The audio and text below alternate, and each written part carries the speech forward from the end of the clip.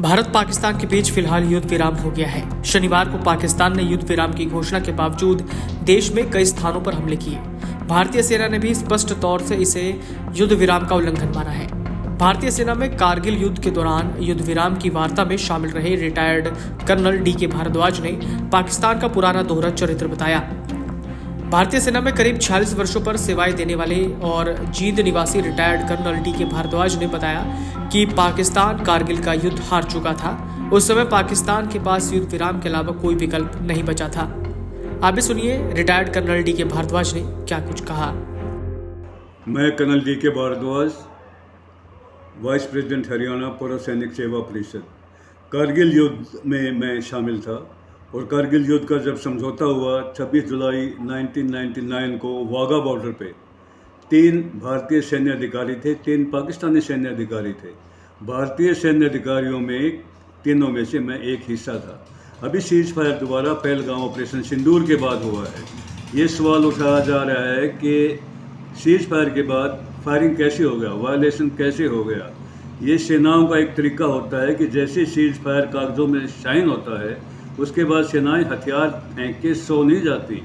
सेनाएं हमेशा किसी भी हालात से निपटने के लिए बाद में तैयार रहती हैं। मान लो विरोधी पक्ष सीज फायर का वायलेशन करता है तो उसका सही और माकूल जवाब दिया जाता है। उन्होंने कहा कि युद्ध विराम को लेकर 25 जुलाई 1999 में सबसे पहले दोनों देशों की सेनाओं के बीच वार्ता हुई, लेकिन वो वार्ता सिरे नहीं चढ़ सकी। फिर अगले दिन यानी 26 जुलाई को दोबारा से वार्ता हुई और सकारात्मक परिणाम आए। तत्कालीन प्रधानमंत्री अटल बिहारी वाजपेयी और तत्कालीन सेनाध्यक्ष वेद प्रकाश मलिक के आदेश पर 31 जुलाई 1999 को पाकिस्तान से वार्ता हुई। बाघा बॉर्डर पर दोनों देशों के इसी दिन लिखित में युद्ध विराम पर सहमति बनी थी।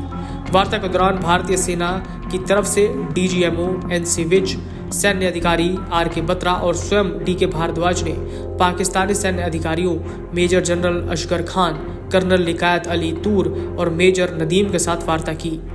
उस समय भी युद्ध विराम के बावजूद पाकिस्तान नहीं माना था और कई स्थानों पर हमले किए थे।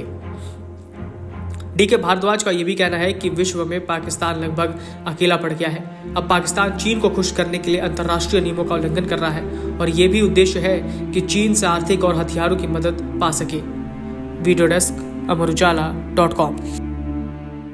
अगर आप ये वीडियो YouTube पर देख रहे हैं तो हमारे चैनल को सब्सक्राइब करें और बेल आइकन को दबाना ना भूलें। अगर आप Facebook पर ये वीडियो देख रहे हैं तो हमारे पेज को लाइक करें।